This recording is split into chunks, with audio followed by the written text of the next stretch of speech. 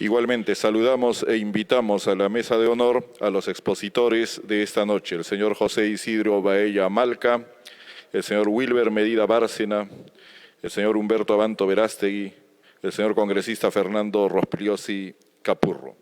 Bienvenidos.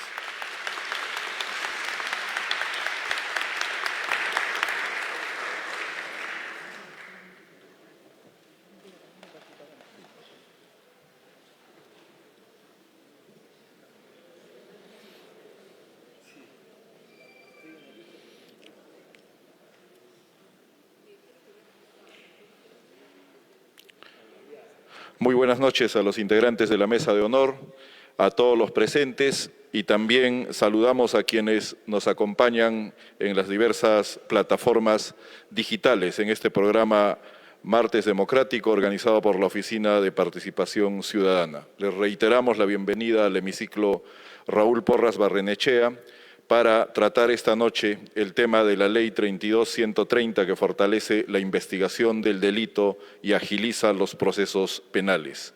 Dando inicio a este evento, vamos a invitar para las palabras de bienvenida a la congresista Patricia Juárez Gallegos, quien es abogada por la Universidad Federico Villarreal, exteniente alcaldesa de la Municipalidad Metropolitana de Lima, expresidente de la Comisión de Constitución y Reglamento en los años 2021-2022 y actualmente primer vicepresidente del Congreso de la República. Bienvenida, congresista Patricia Juárez. Adelante, por favor.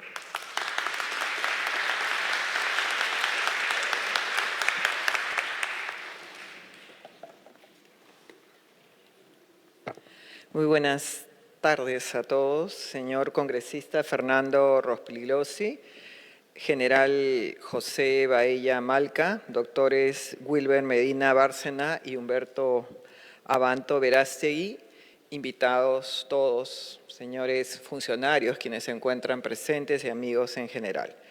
Es muy grato para mí darles la bienvenida a este martes democrático sobre la recientemente promulgada Ley 32.130 que devuelve a la Policía Nacional la facultad para investigar el delito. Este evento, organizado por la Oficina de Participación Ciudadana del Congreso, nos convoca para analizar el impacto y las implicancias de esta ley en el contexto de la lucha contra la inseguridad ciudadana. La inseguridad ciudadana es sin duda uno de los principales problemas que enfrenta nuestro país. Los peruanos vivimos hoy en un entorno donde el temor al delito es una constante y la criminalidad organizada, la extorsión, el secuestro y otros delitos afectan la calidad de vida. Combatir esta realidad es una tarea que demanda la participación activa de todos los actores del sistema de justicia, desde el Ministerio Público y el Poder Judicial hasta, por supuesto, la Policía Nacional del Perú, que está en la primera línea de esta batalla. En este contexto, la Ley 32.130 surge como una herramienta crucial que busca dotar a nuestra policía de los medios para participar directamente en el proceso de investigación. Con esta ley, los informes y pruebas recolectadas por nuestros agentes e investigadores, quienes se encuentran en el terreno y conocen de primera mano los detalles de cada caso, podrán tener el peso que merecen dentro de la investigación. Esto no significa, como vienen señalando algunos sectores, una invasión a las competencias del Ministerio Público. Al contrario, lo que se busca es una colaboración más efectiva entre estas instituciones, donde el esfuerzo policial se vea respaldado y valorado dentro del proceso judicial. Es preciso mencionar que actitudes como las que ha tenido la Junta de Fiscales Supremos no se condicen con lo que necesita el país en esta situación de inseguridad, en donde todos debemos sumar y no desconocer normas que rigen el ordenamiento de nuestro país. Es pues un momento oportuno para que expertos en seguridad y derecho, como los expositores invitados, contribuyan a un diálogo sobre cómo esta ley puede reforzar la respuesta institucional frente a la criminalidad, sin perder de vista el respeto a los derechos y garantías del proceso. Que esta conferencia sea una oportunidad para abordar los desafíos de la ley y sobre todo para recordar que la lucha contra el crimen requiere de la colaboración y el compromiso de todos los sectores del sistema de justicia. Desde la primera vicepresidencia quiero agradecer la presencia de nuestros especialistas y el compromiso de cada uno de ellos con el desarrollo de una justicia efectiva. Del mismo modo, agradezco a los invitados que nos acompañan esta tarde. Sean bienvenidos a esta conferencia de Martes Democráticos. Muchas gracias.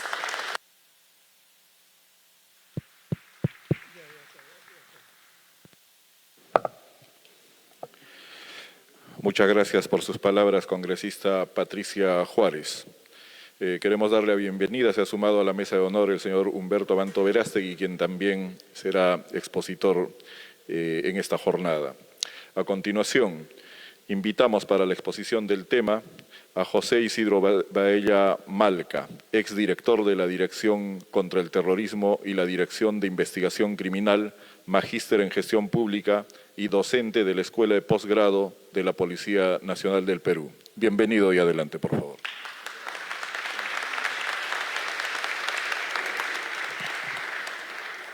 Buenas noches, doctora Patricia Suárez, primera vicepresidenta del Congreso de la República, congresista Fernando Rospigliosi, doctores Wilber Medina, doctor Abanto, buenas noches.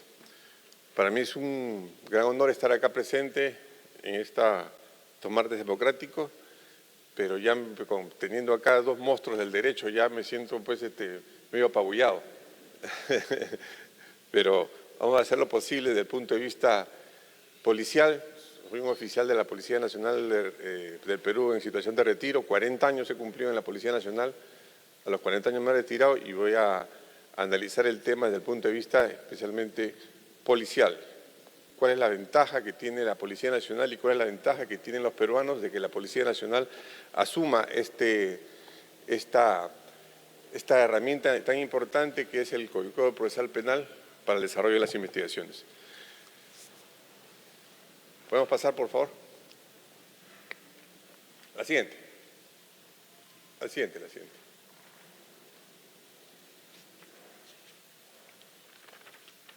Estamos viviendo una crisis de inseguridad ciudadana y eso lo sabemos todos los peruanos. Es el primer problema de la nación, es el primer problema que afrontamos día a día y que lo vemos en la realidad. ¿Qué es lo que está sucediendo? Lo que está sucediendo es de que los peruanos nos sentimos indefensos y tenemos una percepción alta de inseguridad. Y esto ocurre ¿por qué? Por lo que está ocurriendo especialmente lo que es las extorsiones y los homicidios por encargos, que es el sicariato. ¿No sale la presentación? A ver.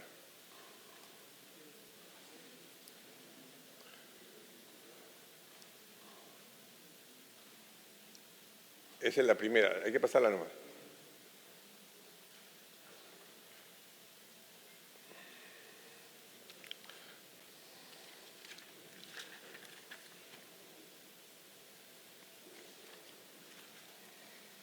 Ahí está. La seguridad ciudadana se ha convertido, es una condición fundamental para el desarrollo humano y la democracia. Sí, pues es verdad, y estamos viviendo una crisis, pero ¿qué es lo que se tiene que hacer para superar esa crisis? Yo pienso que lo que se tiene que hacer es tomar decisiones drásticas, especialmente para combatir el problema de la inseguridad. Mientras que no se tomen decisiones drásticas, yo creo que va a ser difícil. ¿Y quiénes son los que tienen que tomar las decisiones drásticas? ¿Qué es lo que queremos los peruanos?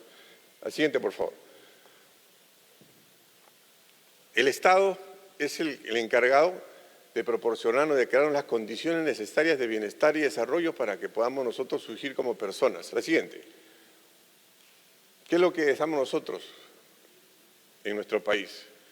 Realizarnos como personas, tener bienestar, trabajar, formular una familia, que nuestros hijos estudien, tener los bienes y servicios y regulaciones de calidad y una vida plena con respeto a los derechos y la justicia. La siguiente, eso es lo que queremos todos los peruanos y el Estado tiene que darnos esas condiciones para poder desarrollarnos y nosotros también contribuir al desarrollo del país.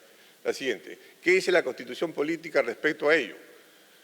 Dice que el Estado tiene como deber primordial proteger a la población, proteger a todos los peruanos de las amenazas contra su seguridad y promover el bienestar general. Entonces, el Estado tiene esa función principal de crear el bienestar, las condiciones para que podamos desarrollarnos. La siguiente. ¿Cuál es la problemática? Y acá vamos a ir al punto, ¿no? A la vena, como se dice, ¿no? ¿Cuál es la problemática? ¿Qué es lo que está sucediendo? El Ministerio Público y la Policía Nacional de Perú con aplicación del Código Procesal Penal y la percepción de inseguridad e impunidad. La siguiente. Miren, esta es una pequeña línea de tiempo, ¿no? Desde el punto número 1, el año 1940 se desarrolla un Código de Procedimientos Penales, el anterior al Código Procesal Penal. El punto número 2, la Constitución del año 1979.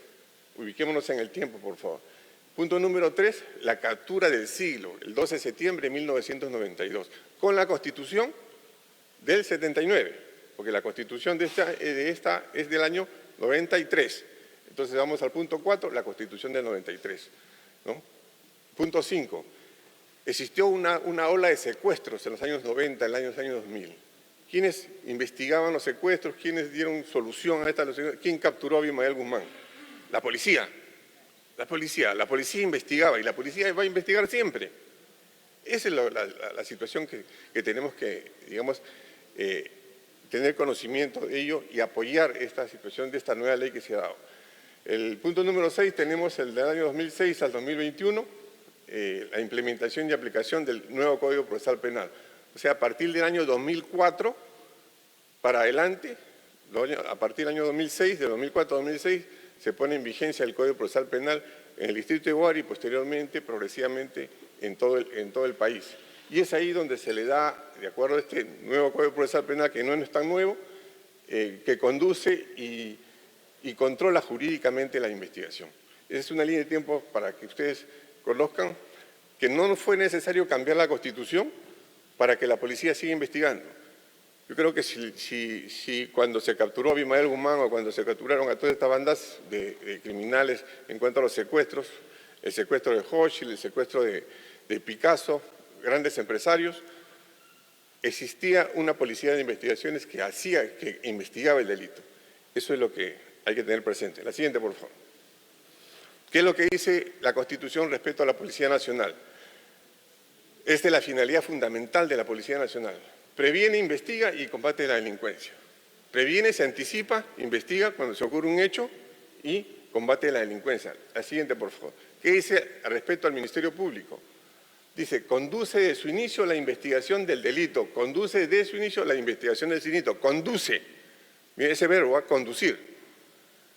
Con tal propósito, la Policía Nacional está obligada a cumplir los mandatos del Ministerio Público en el ámbito de su función. Eso es lo que dice la Constitución respecto al Ministerio Público. La siguiente. ¿Cuál es el problema? Vamos a empezar. ¿Cuál es el problema? El problema es el siguiente. Existen conflictos funcionales entre el Ministerio Público y la Policía Nacional que no van a cesar. Y a partir de esta ley creo que ya 32.180, yo creo que esto es primordial. Pero 32.130 es primordial y van a disminuir estos conflictos. ¿Por qué? Porque ¿cuál es el problema acá? Principalmente el problema es por la conducción y control jurídico y la conducción operativa de la investigación del delito.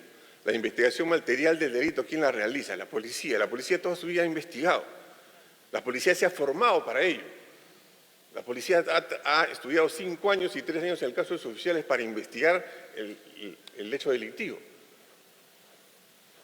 Al haber confusión en lo concerniente a esta conducción operativa por parte del Ministerio Público proveniente de la aplicación de este Código Procesal Penal y que ha influido en la crisis de inseguridad ciudadana a nivel nacional. Sí, pues ha influido y ha influido mucho. Ha influido mucho, ¿por qué? Porque el fiscal, y acá seguramente hay un fiscal que no me va a dejar mentir, cuando van a poner una denuncia a una comisaría, se recepciona la denuncia y hacen los actos, digamos, preventivos, por así decirlo. Inmediatamente le da cuenta al fiscal. El fiscal arma su carpeta fiscal y si quiere lo devuelve a la comisaría o a la de Pingui. Si quiere, es su potestad. Es su potestad. O si no, lo investiga en sede fiscal. ¿Y el peruano cómo queda? ¿Y el ciudadano cómo queda? Que le violan a su hija y está reclamando por justicia. Esto se arregló el año pasado con el 1605, que de una u otra forma también ayudó a esta pugna que ha habido entre estas dos instituciones, que no debe haber, que no debe existir. La siguiente. ¿Cómo era antes de la puesta en vigencia de este Código Procesal Penal? La policía captura a toda la cúpula de Sendero Luminoso. y a los principales cabecillas delincuentes secuestrados en la década del 90 y el 2000. Y a la policía se le atan las manos con este código. Ya no puede investigar. Ya no puede investigar. Solamente puede investigar en caso de flagrante delito. Esa es la realidad. Esa es la realidad. Después dice, la puesta en vigencia solo puede detener en flagrancia, se le mandató las manos a la policía. Con el Código Procesal Penal del año 2004, que se pone en vigencia del 2006, ¿qué es lo que se hace? Yo, abogado, que he estudiado en una universidad del país, postulo a la Fiscalía, y postulando a la Fiscalía con este nuevo Código Procesal Penal, ¿qué cosa es lo que pasa? Me vuelvo en fiscal investigador, de la noche a la mañana. Me enseñaron a mí en la universidad a investigar el delito, me enseñaron a hacer vigilancia y seguimiento, me enseñaron inteligencia, me enseñaron a interrogar, pero sin embargo esa es la realidad de este nuevo modelo procesal acusatorio garantista. La siguiente, por favor. Esto es lo que sucedió, los problemas que ha traído este Código Procesal Penal, especialmente por la formación de los fiscales. En ese sentido, liberan a los delincuentes, 28 detenidos del Buque de Pará, lo pusieron a disposición de la Fiscalía no dijo que se vayan todos, a pesar de que había armas, a pesar de que había drogas, a pesar de que había esa nueva droga rosada. Eso es lo que ocurre. Eso es lo que ocurre. Cuando cuando ultimaron a maldito Cris, ¿se acuerdan ustedes? A los dos que estuvieron ahí, los soltaron, a pesar de que estaban con armas. Esa es la realidad. La supremacía y la realidad. La siguiente, por favor. Siguen las quejas, indignación en Ica, liberan a los delincuentes. Sigue, por favor. Causa de la inseguridad, de la crisis de inseguridad. Yo considero que la acción de este Código Procesal Penal es una de las causas, como acción del Ministerio Público. Miren todas las causas que tenemos, todo lo que nos pasa. Inexistencia de una estrategia integral, crisis política, deterioro de la sociedad peruana, corrupción, organizaciones criminales nacionales e internacionales, migración extranjera, debilitamiento de los 4 sistemas de la PNP, falta de equipamiento, debilitamiento del sistema de la PNP y sobre todo el Código Procesal Penal, que es demasiado garantista. ¿Por qué garantista? Porque más favorece al delincuente. Esa es la realidad. Le da muchas garantías al delincuente. Y ya estamos cansados de tanta impunidad. La siguiente, por favor. Ahí están las etapas del Código Procesal Penal. Miren, acá hay 3 etapas. La etapa de investigación, la etapa intermedia y la etapa del juicio oral. En la etapa de investigación se divide en 2. La etapa de investigación preliminar, que eso es lo que va a asumir la policía, y la etapa de investigación preparatoria. Y no es que se le va a quitar nada a la Fiscalía va a seguir. Porque lo que se quiere es que se quiere un trabajo articulado. No se le va a quitar poder, pero se le tiene que dar a la policía lo que siempre ha hecho en todo el mundo y lo hace. ¿Qué cosa es lo que hace? Investigar el delito, investigar el hecho delictivo, las pruebas, buscar los indicios, las evidencias. Y para eso se estudia, para eso se han estudiado. ¿Alguien que esté estudiando Derecho acá, le han enseñado a investigar el delito en la universidad? No, no les enseñan pues, no les enseñan. La siguiente, por favor. Consideraciones por qué a la Policía Nacional de Perú le corresponde investigar y combatir el delito. Voy a sustentar por qué. ¿Por qué los policías tienen que investigar? 1, ¿por qué? Para prevenir e investigar el delito se necesita trabajar las 24 horas del día. El fiscal no trabaja las 24 horas del día. El fiscal trabaja de 8 a 5 de la tarde y después se va a su casa. Usted va a una comisaría y encuentra personal todo el día. Va a la DIRINCRE con mayor razón. ¿Por qué? Porque eso significa... Porque la Fiscalía solamente estudia 8 horas, inclusive que con lo que quisieron poner más turnos, reclamaron porque tiene su sindicato. Es la realidad. 2, para investigar es necesario utilizar la fuerza pública. ¿Quién tiene esa atribución de utilizar la fuerza pública? ¿Quién puede dominar armas? ¿Quién puede reducir a una persona? La policía, ¿de acuerdo a qué? De acuerdo a la ley. 1267, artículo 5º, ley de la Policía Nacional. La siguiente. Investigar requiere mimetizarse, meterse dentro de lo que es la delincuencia, a los bares, a los prostíbulos, a las zonas calientes. ¿Para qué? Para sacar información. ¿Eso lo va a hacer un fiscal? Llámelo al señor Chávez Cotrina a ver si puede hacer eso en la calle. No se puede, pues. El policía sí lo hace. Y por eso que han matado a un policía en el RIMAC, haciendo inteligencia, lo han matado, le han metido 10 balazos. Ese es el riesgo que nos corremos. 4. Investigar significa sentir el dolor del agraviado o la víctima, es servir a la sociedad, atender al desvalido, procurando de algún modo resarcir el derecho violado. Hay que sentir el derecho, cuando la persona viene a reclamar, viene a poner una denuncia. Y hay que atenderlo. ¿Hay fallas? Por supuesto que hay fallas, como toda institución. ¿Hay corrupción? También hay corrupción, como en cualquier institución. Pero hay que controlarlo. Hay que controlarlo. La siguiente, por favor. Investigar requiere un trabajo coordinado, continuado, permanente, constante, sin importar clima. Me voy al BRAE, me voy a Puno, me voy a Piura. No me interesa el clima. ¿Por qué? Porque estoy preparado para eso. En lugares si no, tenemos una preparación física y una preparación psicológica para usar un armamento cuando lo requiere la necesidad, ¿no? Investigar es descubrir la verdad, resarcir el derecho violado, probar la responsabilidad penal del delincuente, porque para eso se ha estudiado, mediante el acopio de elementos probatorios, los indicios y evidencias, recabarlos, ¿con qué? Con la criminalística, la inspección técnico-criminalística, la inspección técnico-policial. Hay una metodología en la investigación del delito y para eso se estudia. Nosotros tenemos en la policía que el que investiga homicidios, investiga cualquier delito. ¿Por qué? Porque investigar un homicidio es hacer una metodología desde el comienzo de las hipótesis y terminar. ¿Para qué se investiga? Para llegar a la verdad, para descubrir los autores, para descubrir el móvil, para levantar indicios y evidencias. La siguiente, por favor. Y 7. La investigación se realiza en la escena del delito, en la calle, en la realidad social, sin importar lugar. La Fiscalía trabaja desde su escritorio, como una carpeta fiscal. Yo no puedo investigar un homicidio, pues. Desde mi escritorio no se puede. No se puede escribir desde una carpeta fiscal. No le puedo decir a una persona que tiene 30 años, al jefe de secuestro, no le puedo decir con una carpeta fiscal, ¿sabes qué? Haz eso. Jefe de secuestro, pues es un hombre que tiene 30 años en la vida de policial. Y solamente con ver la escena del delito, de repente ya resuelve el caso. Pero viene un abogado que tiene 2 años en la Fiscalía y quiere decirle al coronel del secuestro qué es lo que tiene que hacer. ¿Es justo? Creo que no es justo, ¿no? La siguiente, por favor. Este es el triángulo que se tiene que tener presente. La inteligencia, la investigación y la prevención, ¿sobre la base de qué? La base técnico-científica, que es la criminalística. La inteligencia es un insumo que sirve ¿para qué? Para tomar decisiones. Un insumo que se le da a un decisor cuando hay incertidumbre y sobre esa base de inteligencia se va a tomar decisiones en lo que es la investigación y lo que es la prevención, sobre la base de la criminalística. Y eso es investigación, eso es hacer investigación. Hay que fortalecer estos 4 sistemas en la Policía Nacional. La siguiente. Para ser detective, pesquisa, investigador, se estudia durante 5 años estos cursos.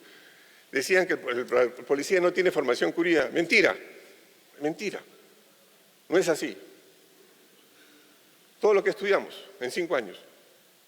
Y entonces me han faltado cursos ahí.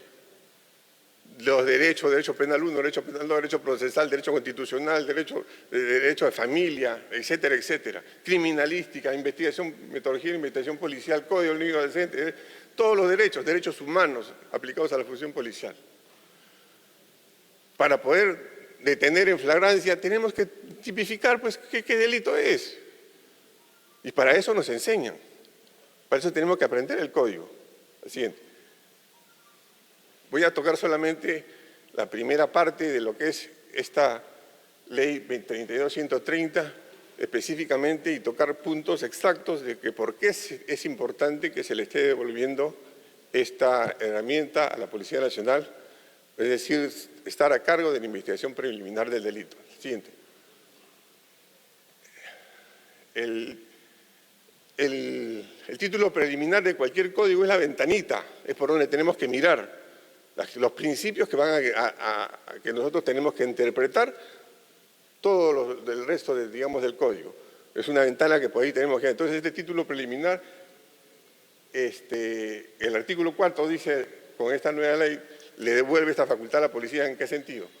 1. El Ministerio Público dice, es el titular del ejercicio público de la acción penal en los delitos y tiene el deber de la carga de la prueba, como siempre ha sido, de acuerdo a su ley.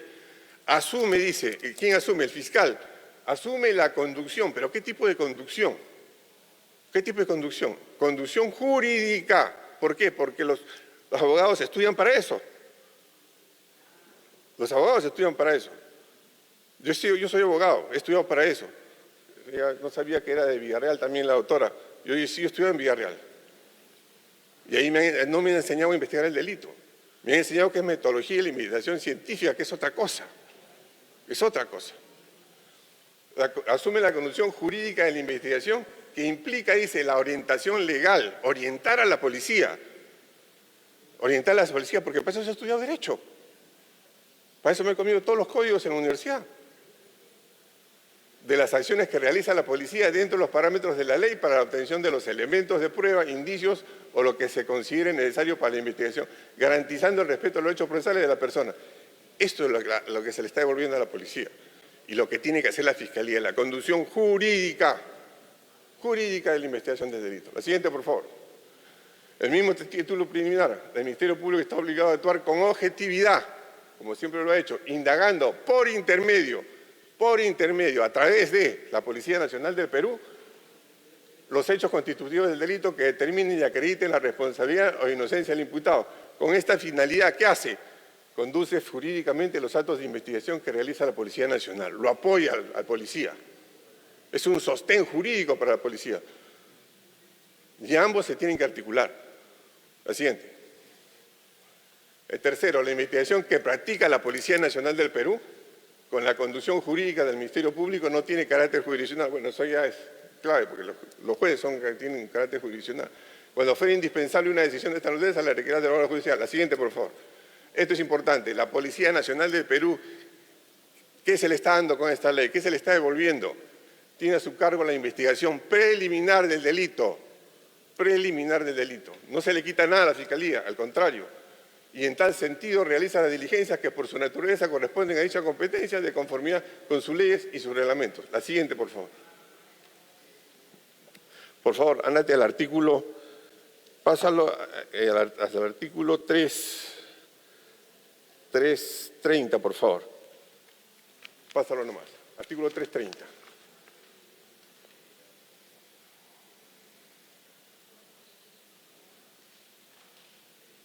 Ahí está. Artículo 330, la investigación preliminar. La investigación preliminar del delito está a cargo de la Policía Nacional del Perú con la conducción jurídica del fiscal. Eso es lo que se quiere, buscar el binomio policía-fiscal. ¿Ustedes creen, ayer qué sentencia se dictó? La sentencia de que el Movadef es sendero luminoso.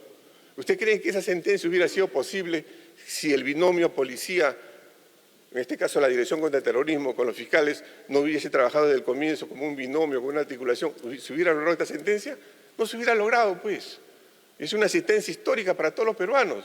¿Por qué? Porque se está poniendo el pensamiento Gonzalo a la cuestión ideológica. ¿Se acuerdan que Abimael Guzmán dijo acá, esto no pasa?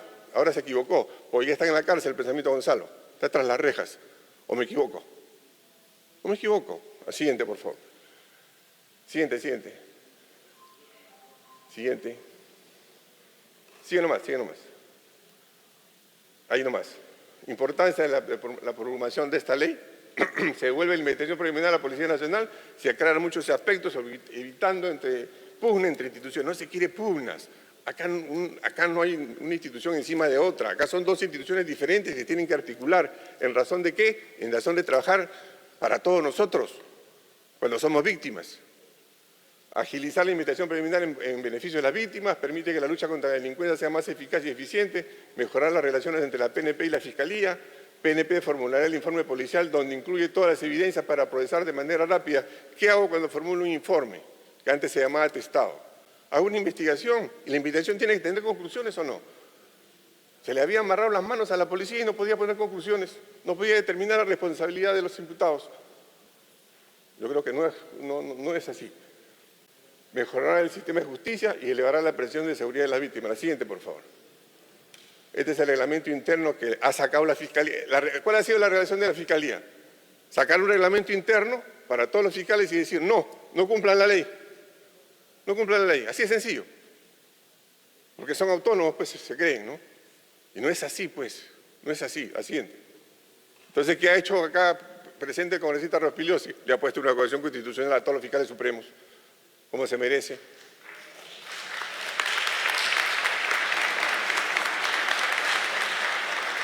La siguiente, por favor. Como consecuencia de esta crisis, lo que se quiere es que el binomio policía-fiscal trabaje de la mano. Acá no se trata de que la policía es subordinada a la fiscalía, ni que la fiscalía son jefes de la policía. Acá se trata de trabajar articuladamente. ¿Es un reto para la PNB? Por supuesto, es un reto para la Policía Nacional de Perú y el actual comando tiene que asumir ese reto. Tiene que capacitar a su gente, ya están capacitando, han capacitado el año pasado 2.500 oficiales y suboficiales. Existe una escuela de posgrado donde se le enseña una maestría en investigación criminal, en criminalística y en seguridad. Eso es lo que se tiene que ver, señores, en razón de mejorar las condiciones de seguridad. La siguiente. Muchas gracias, señores. Continuamos luchando por la paz.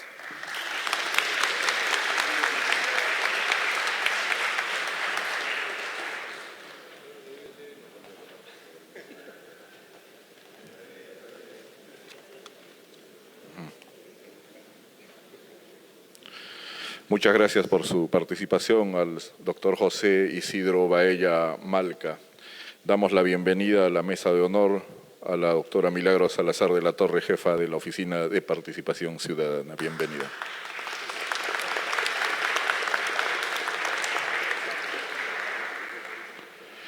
A continuación, exposición a cargo del doctor Wilber Medina Bárcena, abogado litigante universitario, docente universitario, doctorado en Derecho Procesal por la Universidad Complutense de Madrid, con especialidad en Derecho Procesal y Constitucional. Adelante, por favor.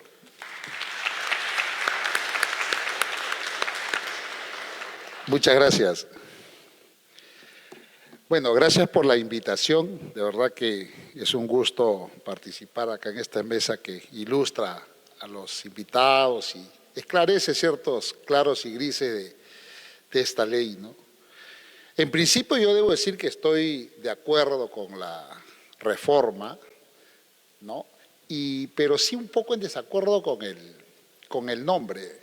La ley se hubiera llamado Ley de Sinceramiento de la Investigación Preliminar, no de reforzamiento, sino sinceramiento, porque los que somos abogados de litigantes, somos abogados del foro, del podio, sabemos perfectamente que es la policía quien investiga. Porque como ha dicho y ha mostrado las diapositivas el general Baella, claro, lo que ha hecho la ley es sincronizar o desarrollar el contenido constitucional del 159 y 166 que ya se ha dado lectura, ¿no?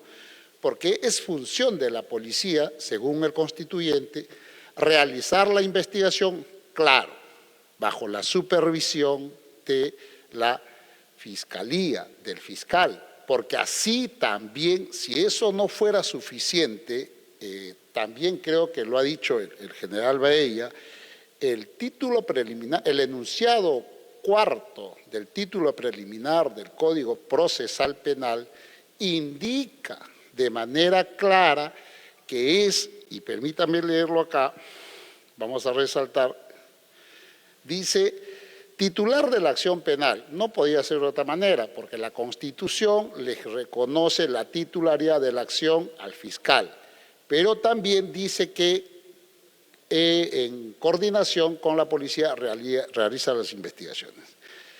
Y dice el apartado 2 del título del enunciado cuarto, el Ministerio Público está obligado a actuar con objetividad indagando los hechos constituidos del delito, los que determinen y acrediten las responsabilidades o inocencia del imputado.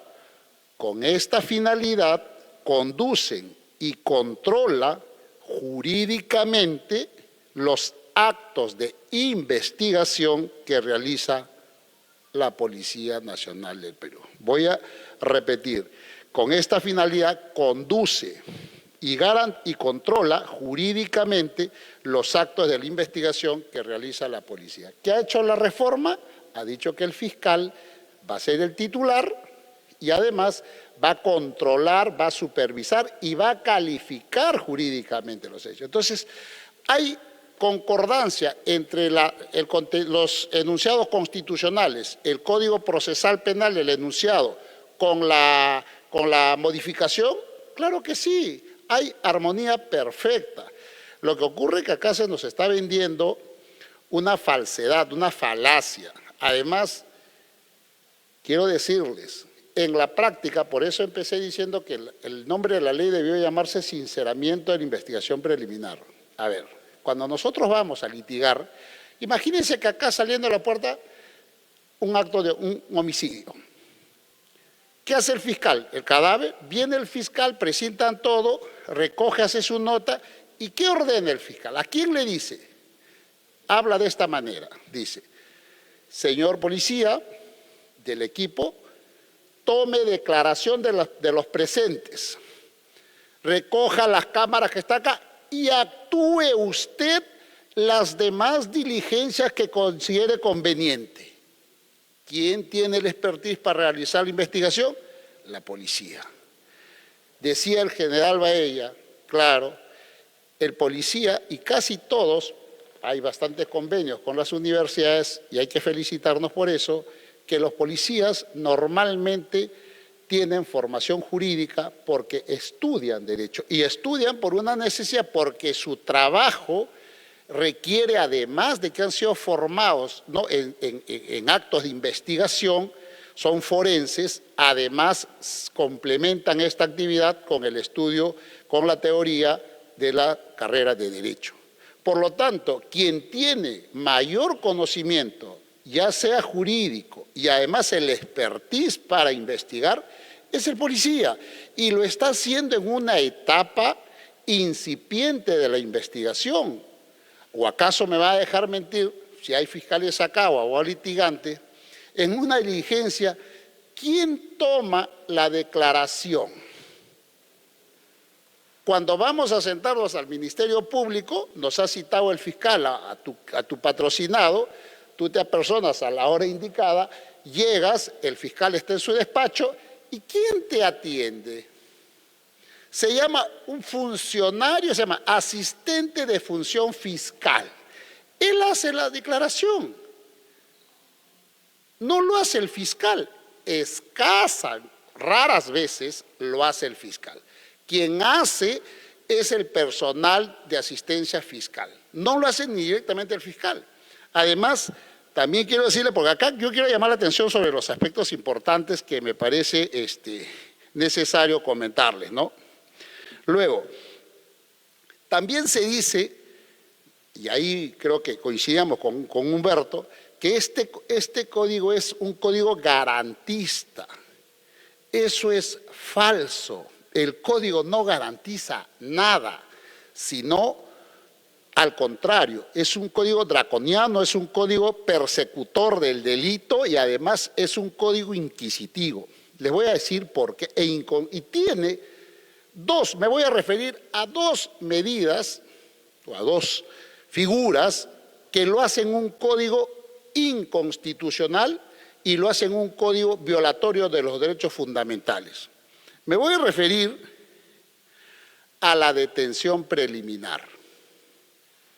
Señores, el Código Procesal Penal, a lo que tanto se santifica que no hay que hacerle ningún cambio, es un código perverso, es un código inhumano, violatorio de derechos fundamentales por lo siguiente.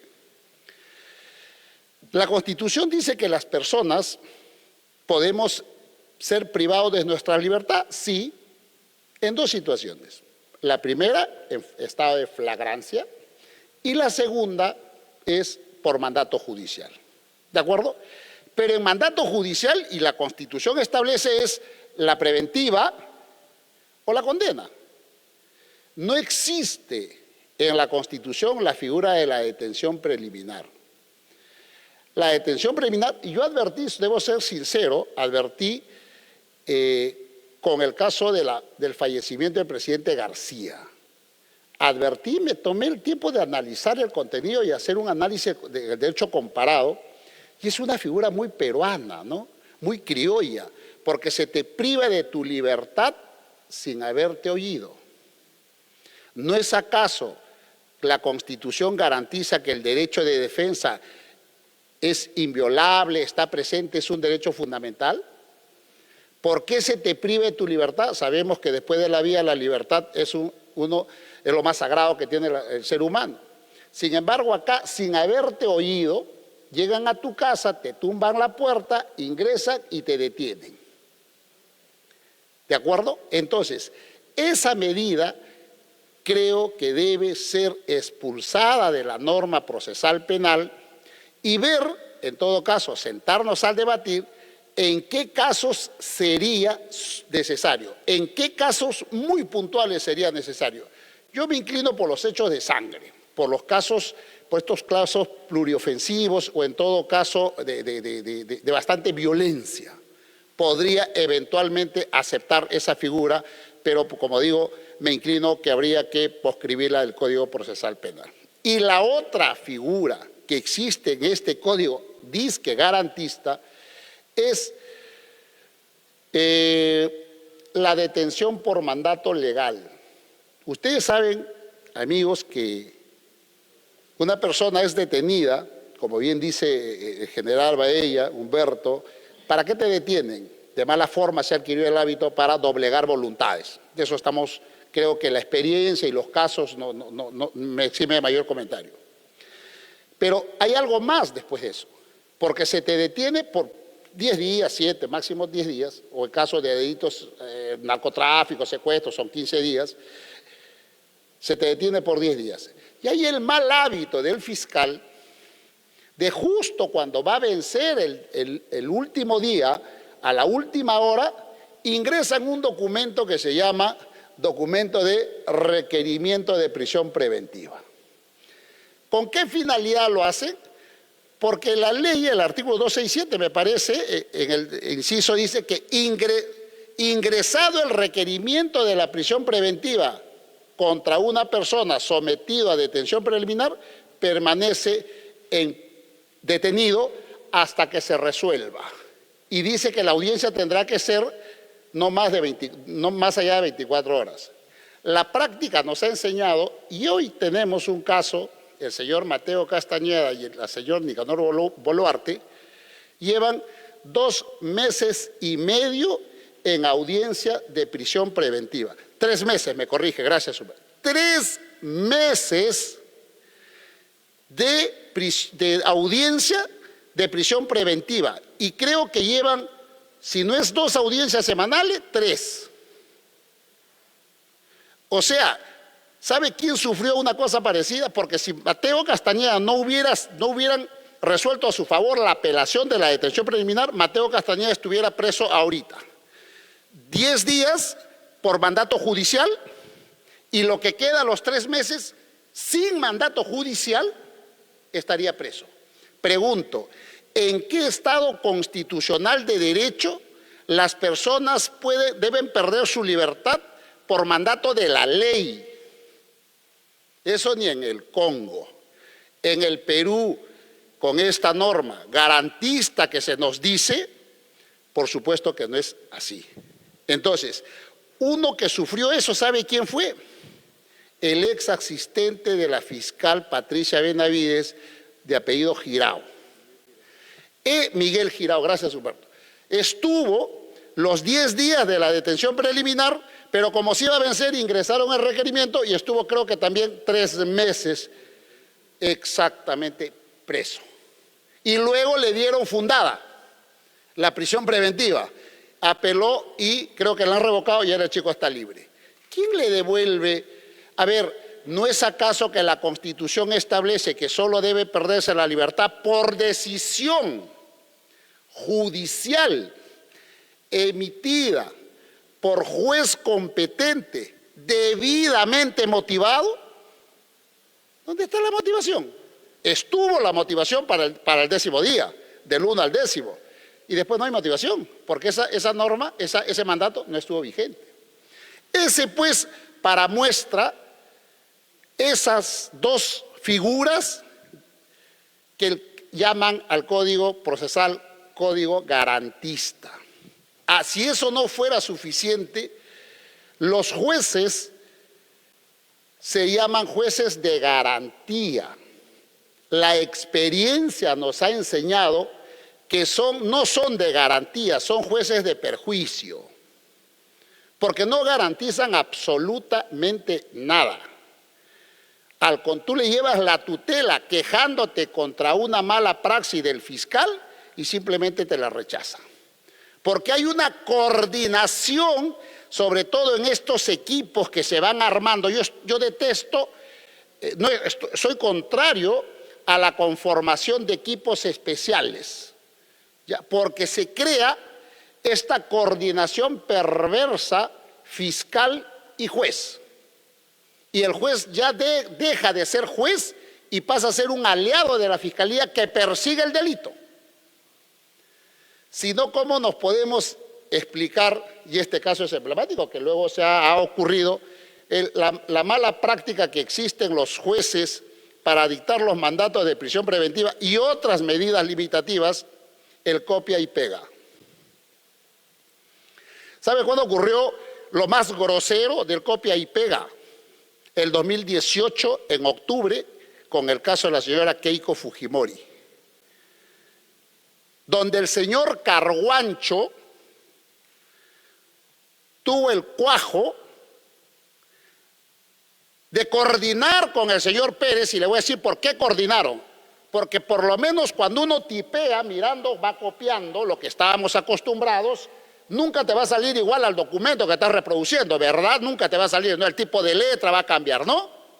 Bueno, pues en el caso de Keiko, lo que hizo Carguancho, cometió los mismos errores ortográficos que contenía el requerimiento de la prisión, de la detención preliminar.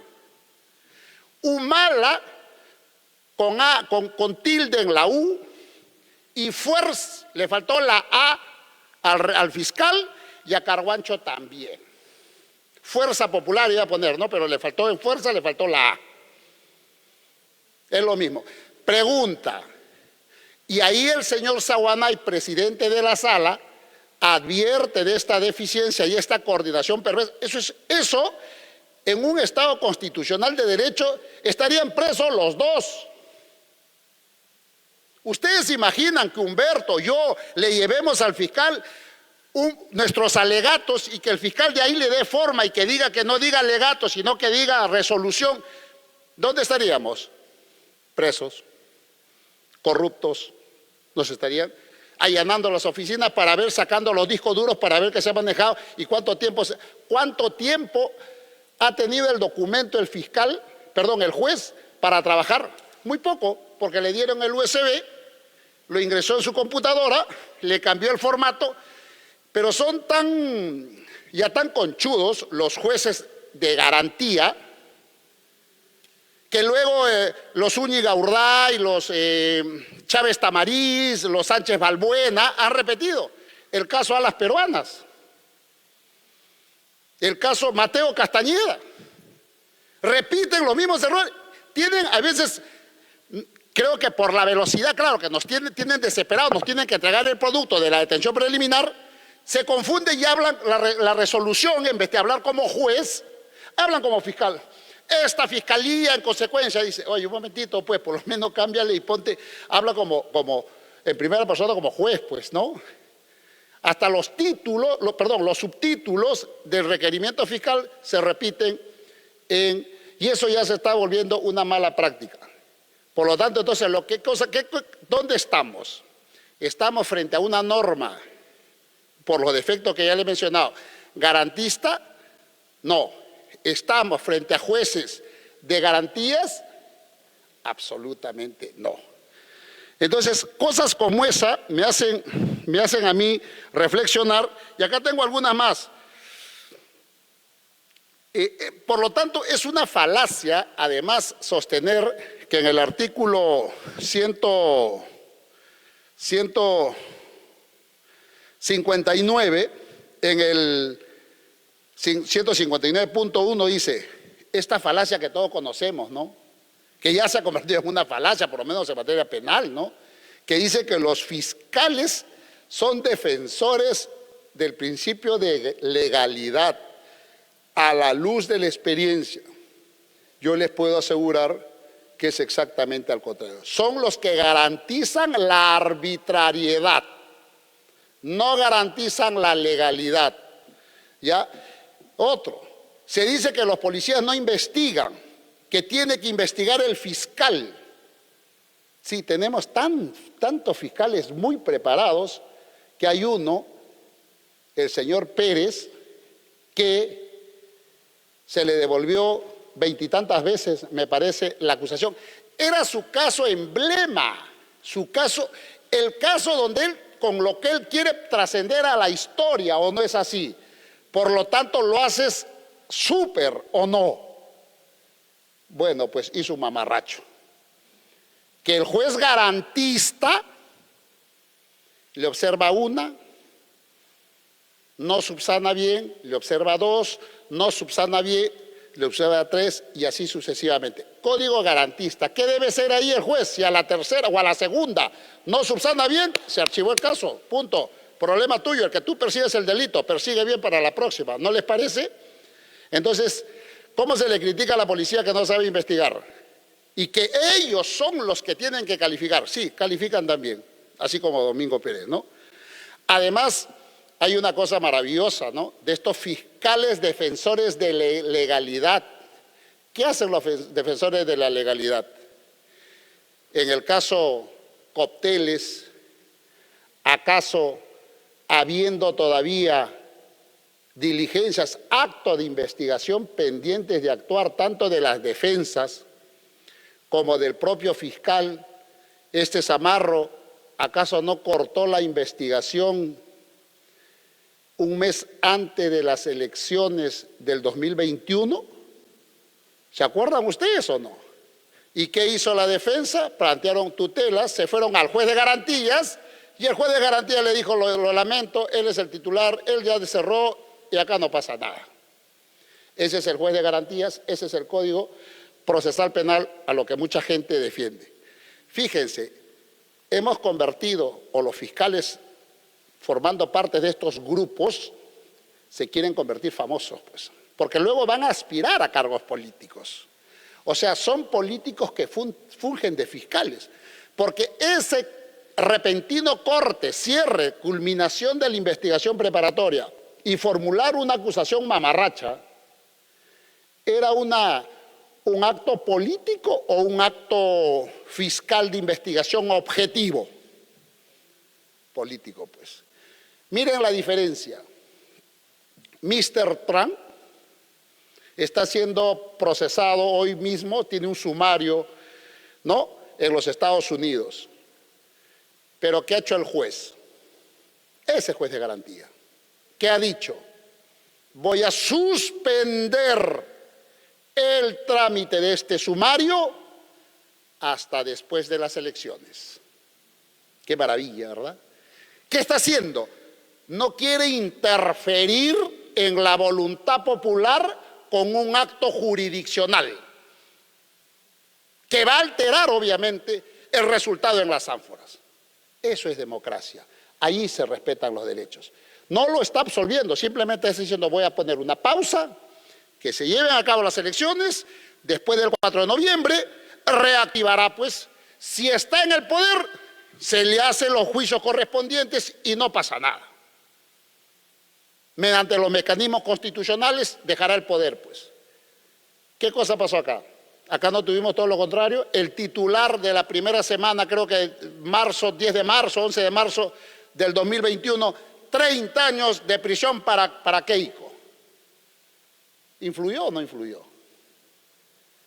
Esos son nuestros fiscales que quieren apoderarse de la investigación en todas sus etapas y desconocer el trabajo que hace la policía. A la policía hay que potenciarla, como bien ha recordado, voy concluyendo, el general Arriola, con el código, Baella, perdón, Baella, disculpe, un lapsus, es para que no se duerman. Entonces, no, son los tips para que no se duerman, para mantener cautivo al auditorio, pues claro. Entonces, bueno, entonces, ya me olvidé lo que estábamos hablando. Bueno, a ver, vamos a revisar mis notitas, porque yo tengo acá unas notitas, unos tips para entretenernos y conversar. Ya voy concluyendo, por favor, si me avisan con el tiempo. Ah, ya. Entonces, lo que yo decía era el tema de la investigación, ¿no? Lo que debe hacer el gobierno, si queremos combatir la delincuencia, el crimen organizado, lo que debemos hacer es dotarle de más recursos ¿a quién? A la policía. La policía cuando quiere y cuando puede y tiene los recursos, investiga bien. Así no se ha capturado a Abimael Guzmán, así no queda, a todas las huestes terroristas no se ha hecho lo mismo. No nos recordaba el general Baella ahora de los secuestros, esos secuestros de la década del 90. ¿Acaso quién lo hizo? ¿Quién hace el OBICE? Prueba medular en los pedidos de requerimiento de detención preliminar o prisión preventiva. ¿Quién hace el OBICE? Todas las pruebas, el caudal probatorio, ¿quién los hace? La policía.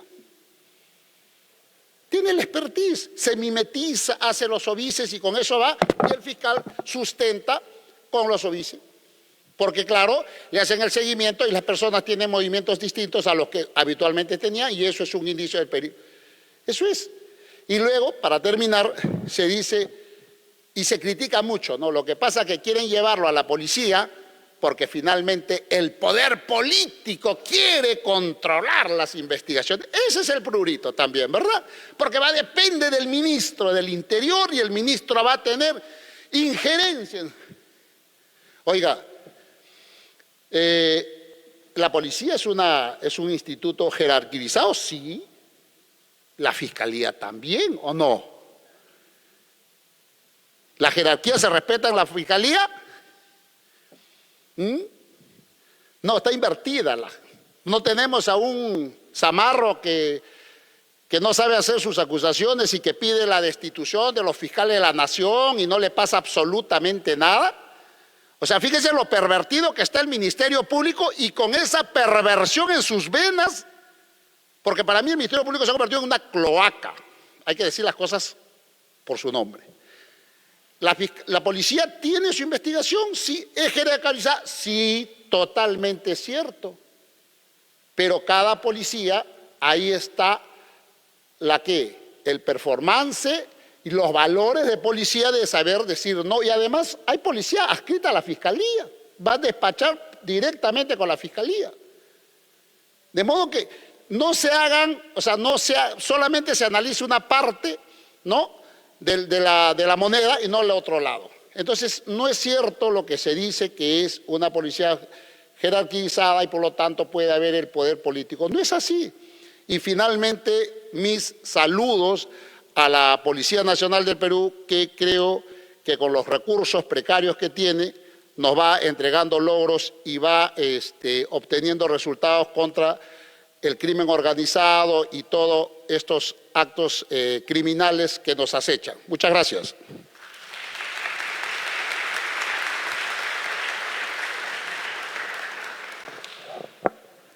Le agradecemos a Wilber Medina Bárcena por su magistral ponencia.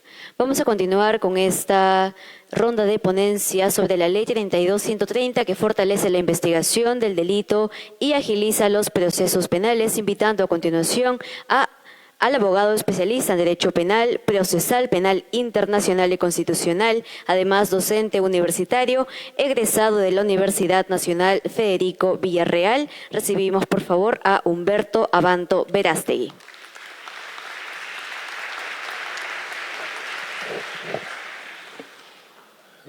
Buenas noches.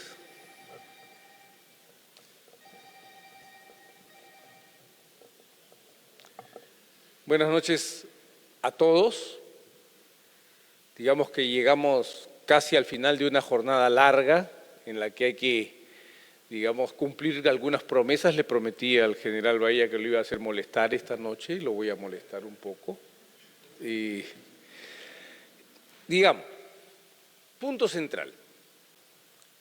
Somos 35 millones de personas delinquimos.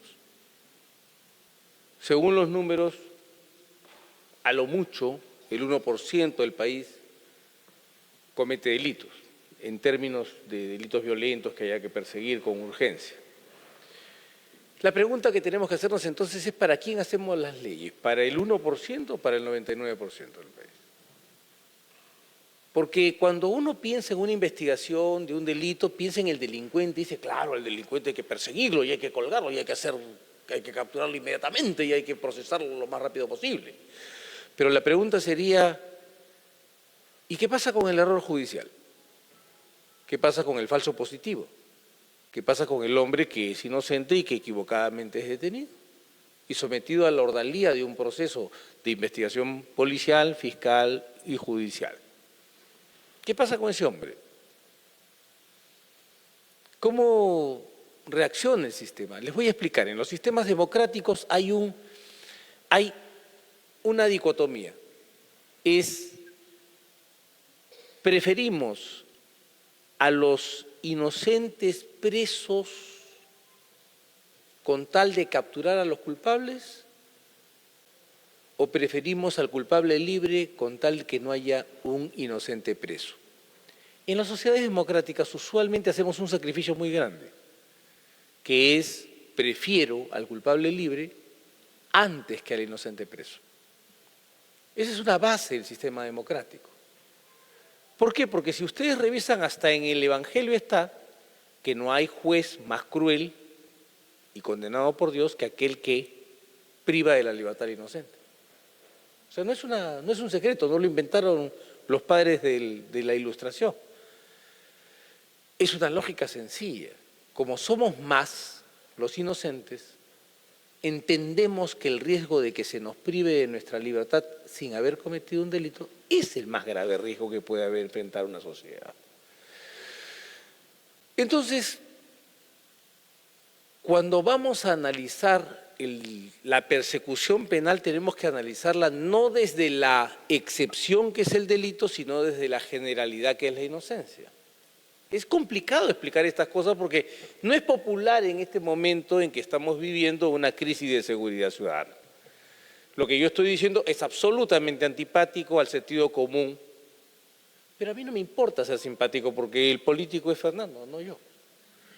Yo soy abogado y no necesito caerle simpático. Lo que yo tengo que hacer es recordarles que yo estoy aquí para defender sus derechos. Y lo que no le gustaría ni a usted, ni a ninguno de los que está aquí, es ser arrastrado por la maquinaria policial, fiscal y judicial a la ordalía de un proceso siendo inocentes y tratado como culpables. ¿Vamos claros? Ese es por lo menos el principio del cual yo voy a partir. Entonces no hagamos la lógica de las leyes de miedo. ¿Qué quiere decir esto? Efectivamente vivimos una situación de emergencia, No me consta que los números sean tan preocupantes, porque si se hace un análisis estadístico, como bien lo he expuesto hace poco, no solamente el ministro del Interior, tan detestado, sino José María Salcedo, un periodista al que no le atribuiría cercanía ni con el ministro del Interior ni con el gobierno, ha establecido que en realidad los números están así, pero la sensación va así. Entonces tenemos que preguntarnos si en realidad estamos viviendo una situación de emergencia ciudadana, de seguridad ciudadana, o lo que estamos viviendo es lo que se llama en términos de la teoría del conocimiento, una heurística de disponibilidad o de la disponibilidad. ¿Qué significa esto? Para poder acercarnos a la realidad tenemos que usar dos instrumentos. Usamos dos instrumentos, los seres humanos. La estadística, que toma mucho trabajo, es decir, tengo que sacar la cuenta de cómo van las cosas, cuántas denuncias hay, cuántos procesos se inician, cuántos se condenan, etcétera, etcétera. Ese es un trabajo largo. Y la heurística, el a mí me parece, es cuánto es más frecuente. Entonces, fíjese qué pasa. Matan a una persona en un ómnibus, le disparan, lo ven ustedes 80 veces en la televisión y ese no es un crimen. Es 80 por el número de personas que vieron ese crimen. Eso se llama heurística de la disponibilidad. Funciona, por ejemplo, cuando nos ponemos una camisa de determinado color y miramos si todo el mundo tiene la misma camisa que nosotros. Funciona cuando las chicas se embarazan y de repente la chica ve, oh, está embarazada, oh, todos estamos embarazados. No es verdad. O si usted se compra su carrito, su Daewoo, ¿no? Y de repente todo el mundo tiene el mismo carro. Tampoco es verdad. Se llama heurística de la disponibilidad. La mente está hecha para ver lo que le parece más disponible, lo que está más accesible a sus sentidos. Pero eso no es estadística. Pero la heurística forma las emociones colectivas. Entonces yo veo hoy día un crimen, mañana otro crimen. Entonces de repente en el curso del mes, con 30 crímenes multiplicados por 80 veces, que los he visto en distintas ocasiones, el número de crímenes es atroz. Yo tengo que salir corriendo de Lima. Hay que tener cuidado. No estoy diciendo que no hay crímenes en Lima. Es que ese es el problema. En el Perú somos así, extremistas. Si uno cuestiona estos datos y dice, oiga, vamos a buscar la ciencia, vamos a buscar la estadística, y dice, está negando el suceso. No niego el suceso. Lo que les estoy pidiendo es que lo pongamos en el lugar correcto. ¿Está aquí? ¿Está acá? ¿O está aquí? ¿Dónde está? No sabemos. ¿Por qué no hacemos cálculos? Porque no nos gusta la data. Entonces, vamos siendo claros. La ley que se ha dado, y fíjense cómo se pierden los datos importantes, la ley que se ha dado es una ley que, me va a disculpar el general, no le devuelve a la policía absolutamente nada. Nada en absoluto. Me va a disculpar, general. ¿Y sabe por qué no le devuelve nada? Porque si uno lee la Constitución, va a encontrar dos artículos muy importantes, de los cuales hemos hablado en el debate con el congresista Rospigliosi. 159.4 dice, el Ministerio Público conduce la investigación del delito desde su inicio, punto seguido, para esto la policía cumple los mandatos del Ministerio Público. Punto. 166, una serie de cosas que dicen sobre la Policía Nacional, pero además previene, investiga y combate la delincuencia. ¿De qué le han devuelto? Nada. Lo que ha hecho la ley es regularizar una práctica constante de la investigación criminal en el Perú, porque como tiene que ser. Lo que ha hecho la ley, lo que ha hecho la iniciativa de diferentes congresistas y que ha sido un gran esfuerzo de Fernando Rospigliosi, es poner las cosas en su lugar. Porque se lo digo yo. Cuando yo escucho al fiscal, y se rasgan las vestiduras, no se arrebatan. Entonces digo, pero un ratito. Yo, que conozco una serie de investigaciones, lavado de activos, va la Divila. ¿Qué es la Divila? ¿Una oficina del Ministerio Público? No, es la división de lavado de activos de la Policía Nacional. Cuando hay un tema de corrupción de funcionarios, ¿a dónde va? A la DICOCOR. ¿Qué es la DICOCOR? ¿Una oficina del Ministerio Público? No. Es la división de investigación de la corrupción. Cuando hay un asesinato, etcétera, va a la DININCRI. ¿Y eso qué es? ¿Una oficina del Ministerio Público? No, es una división de una dirección de la Policía Nacional. O sea, la verdad es que lo que tenemos que acabar, fíjense, las vedettes son interesantes en la televisión y en los programas de los sábados, pero en la institucionalidad democrática no tienen ningún valor. Entonces, cuando el Ministerio Público se convierte en la vedette y dice, me están arrebatando la pantalla, lo único que hace es faltarnos el respeto a todos, por una razón muy sencilla. Les voy a dar un ejemplo sencillísimo. Están procesando al ministro del Interior y a la señora presidenta Dina Boluarte, por haber suspendido al señor Colchado. ¿El señor Colchado es fiscal? ¿El señor Colchado es fiscal? A ver, ¿alguien me puede contar? ¿El señor Colchado, Harvey Julio Colchado Guamaní, es fiscal? Es policía, ¿no es cierto? ¿Es la DIVIAC? ¿Qué cosa es la DIVIAC?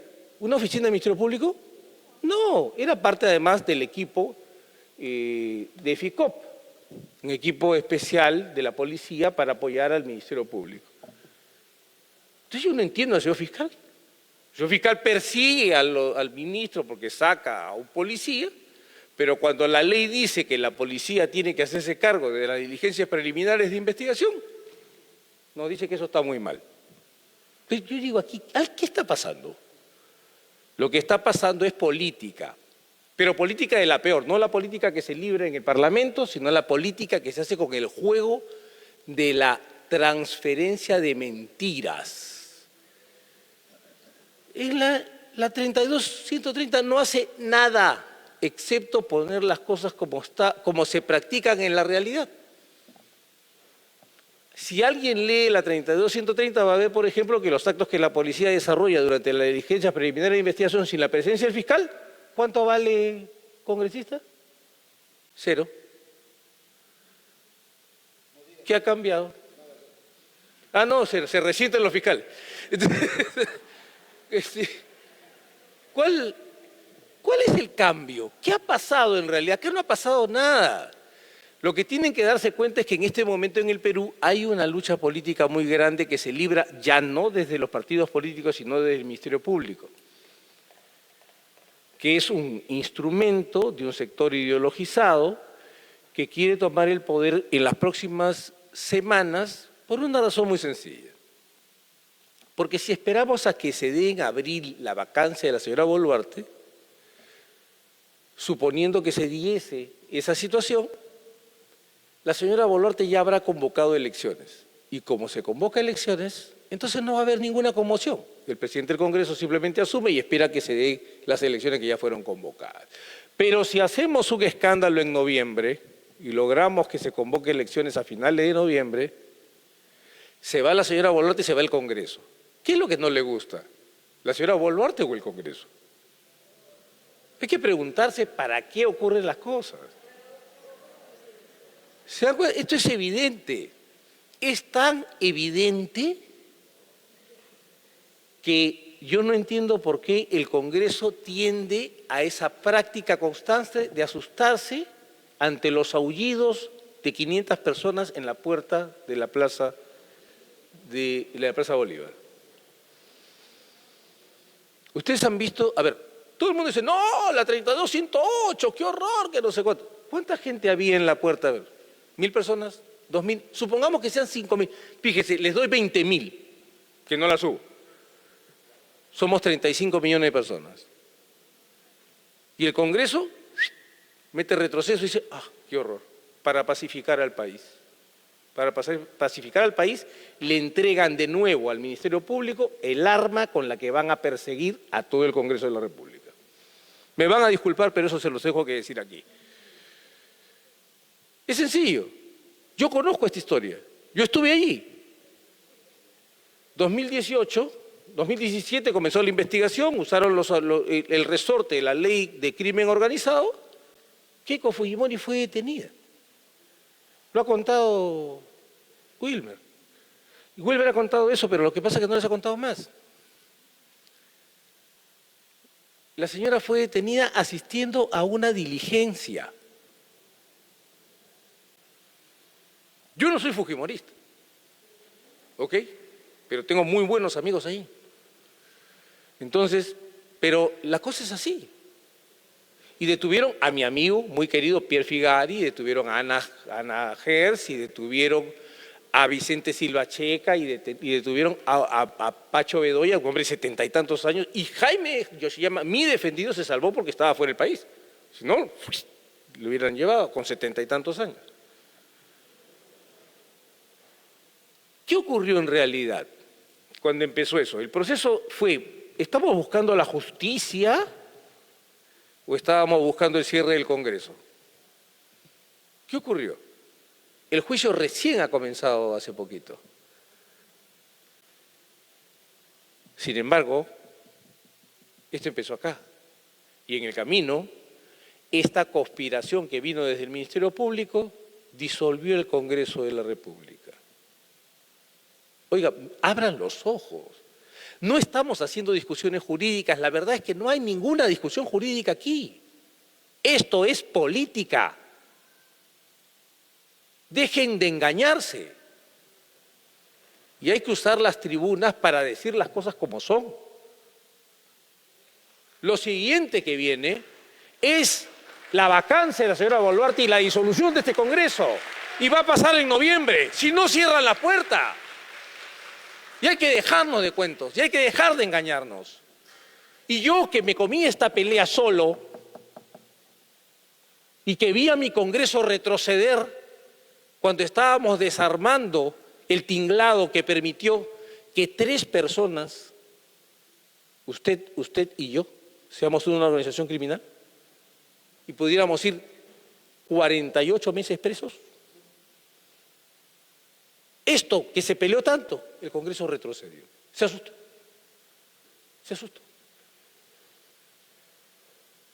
Yo les digo, ya les vieron el Guáramo, ya les vieron el miedo, ya les olieron la adrenalina y en noviembre la carga va a ser intensa. No se engañen, esto no tiene nada que ver con la ley 32.130 ni tuvo que ver con la 32.108. Ni tiene que ver con ninguna ley que tenga que darse. Este es un pleito por el poder. Y si ustedes no quieren abrir los ojos, congresistas, van a ser víctimas de su ceguera. Así de sencillo. La ley 32.130 lo único que hace es poner las cosas como estaban, tal cual estaban, hasta el día anterior a la promulgación de esa ley. La 32.108, ¿qué hacía? Impedía que Pedro Pablo Kuczynski, su secretaria y su chofer fueran una organización criminal. ¿No les parece gracioso, de verdad? O sea, bueno, es gracioso para nosotros si lo vemos de fuera, pero para él no ha sido tan gracioso. No es gracioso que una persona pueda ir presa 36 meses más 12. No es gracioso que una persona pueda ser investigada 36 más 36 más 36 meses, como es en la ley hoy. No es gracioso lo que va a venir porque el Perú está secuestrado desde una institucionalidad que no se termina de rehacer. Y no se va a rehacer si el Congreso no tiene valor. A mí no me importa ser agradable, no me importa caer bien. Para mí hay una pelea fundamental, es sacar al Perú de la caverna. Y sacar al Perú de la caverna supone un costo personal, de insultos, de cansancio, de fatiga, de soledad y de furia.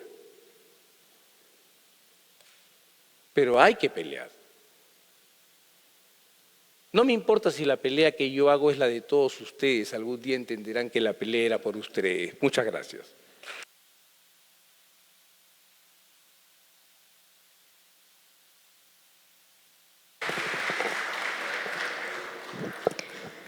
Le agradecemos por su ponencia al doctor Humberto Abanto Verástegui. Nos acercamos hacia el final de esta conferencia del día de hoy, organizado por el programa Martes Democrático de la Oficina de Participación Ciudadana.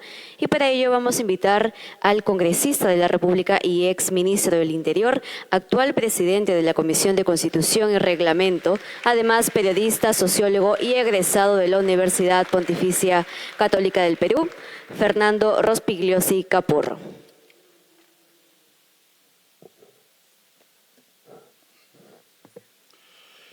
Señora Milagros Salazar, jefa de la Oficina de Participación Ciudadana del Congreso, general Baella, doctores Abanto y Medina,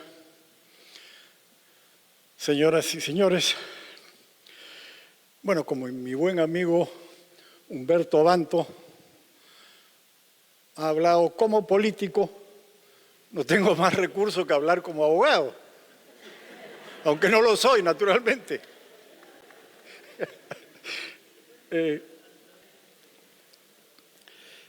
Yo ya no voy a abundar en los temas que el general Baella y los doctores Abanto y Medina han tratado con mucho mayor conocimiento y sapiencia que yo, sino ir a la última cosa que hemos hecho, que es presentar una acusación constitucional contra la Junta de Fiscales Supremos.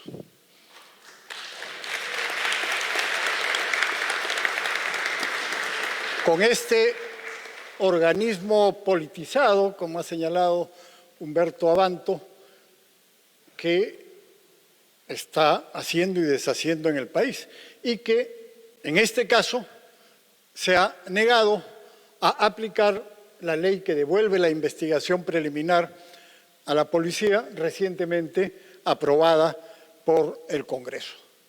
Es decir, los defensores de la legalidad, los fiscales son, según la Constitución, los defensores de la legalidad. Y lo que hacen es negarse a aplicar la ley. Ellos no tienen ningún derecho a negarse a aplicar la ley que ha promulgado el gobierno después de que el Congreso la aprobara. Ellos tienen que aplicarla, les guste o no les guste. Si no les gusta, pueden recurrir al único organismo capaz de declarar inconstitucional la ley, el Tribunal Constitucional. Están en todo su derecho, pero entre tanto la ley ya está promulgada y tienen que aplicarla. Se han negado. Primero fue la Junta de Fiscales de Lima, que sacaron un pronunciamiento público y dijeron, no nos da la gana, no vamos a aplicar la ley. ¿Así? Y después la Junta de Fiscales Supremos, salió el fiscal Villena antes de que se apruebe la ley y después hizo manifiestos públicos como si fuera un político. Manifiestos públicos diciendo no vamos a aplicar esta ley y después sacaron un reglamento para no aplicar la ley. Bueno, y ahí discrepo con mi amigo Abanto, porque él ha dicho una cosa que es cierta, esta ley reitera lo que debe ser, lo que dice la Constitución, sí, pero estamos en una situación tal en el Perú que a cada rato en el Congreso tenemos que aprobar leyes para reiterar lo que ya dicen otras leyes o lo que dice la Constitución. Por ejemplo, la ley que aprobamos sobre la precisión de la lesa humanidad. No debería aplicarse este criterio de lesa humanidad a sucesos ocurridos en los años 80 y 90, porque esto fue aprobado en el año 2002. Sin embargo, jueces y fiscales lo aplican. ¿Para qué? Para perseguir a los policías y militares que derrotaron al terrorismo, exclusivamente para eso, porque en el caso de los terroristas no se lo aplican. Y hay una sentencia del juez San Martín y otros de Salas Arenas y todos ellos del año 2015, donde a terroristas que reconocieron sus crímenes, le dicen, no, ya prescribieron porque fueron en el año 83. Pero a los militares y policías, por sucesos ocurridos en el 83, en el 84, ahorita los están sentenciando. Todos los días acaban de sentenciar al almirante Alberto Rivero, al general Rivero Lazo, lo tienen más de 20 años preso, etc. Entonces, desgraciadamente estamos en esa situación, que tenemos que poner una ley para precisar lo que ya dice la Constitución. Y aún así se niegan a aplicarla. Al almirante Rivero lo acaban de sentenciar cuando ya estaba vigente la ley. Dijeron, nos zurramos en la ley. Se acabó. Esta ley no rige para nosotros. No nos importa. Lo mismo hemos hecho con esta ley que realmente era indispensable porque se le había quitado la investigación preliminar a la policía con el Código Procesal Penal.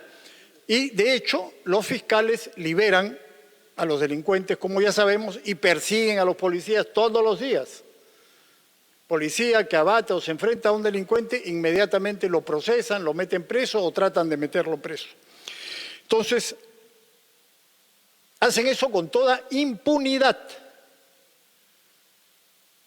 Eso se llama prevaricato, pero lo hacen con toda impunidad porque ellos mismos son los que tienen el control del sistema judicial, entonces no se sanciona. Para eso hemos presentado esta acusación constitucional contra los fiscales Villena, Sánchez, Zoraida Ábalos y Delia Espinosa, que es la nueva fiscal de la Nación. Nos estamos enfrentando a este grupo que es el más poderoso, porque maneja una fiscalía que, como han señalado todos los anteriores ponentes, persigue a quien le da la gana, mete preso a quien le da la gana, injustamente, y los tienen mes tras mes y año tras año tras las rejas.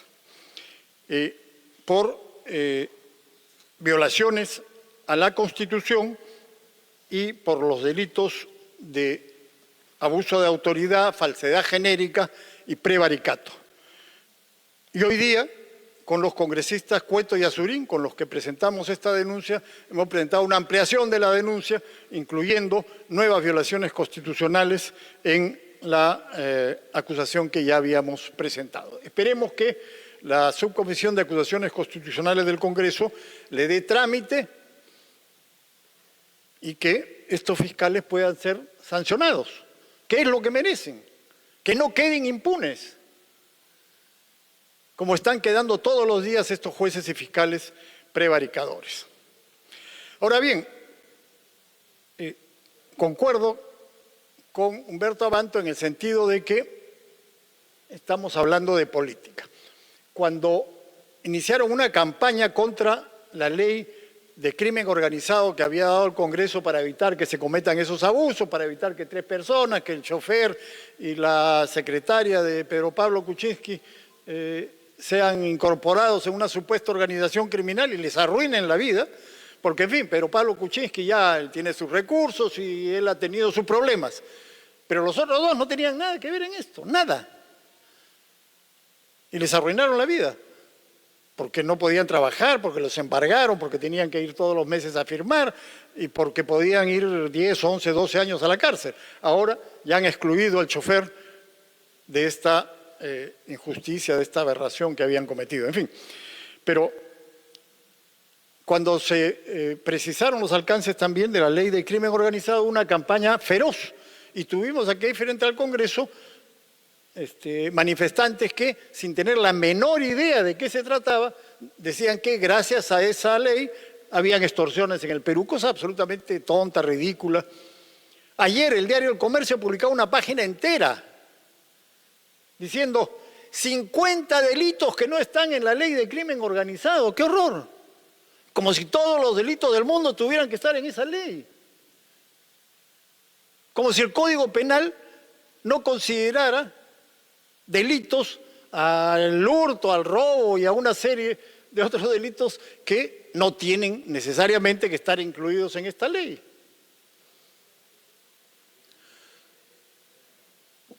En fin, pero hicieron una campaña movilizando a todos sus medios de comunicación, la televisión, los periódicos, las redes sociales, todo, y al final hicieron creer a la gente que en efecto esto era un problema y en efecto hubo grupos de congresistas que se asustaron y retrocedieron. Bueno, ahora están en otra campaña.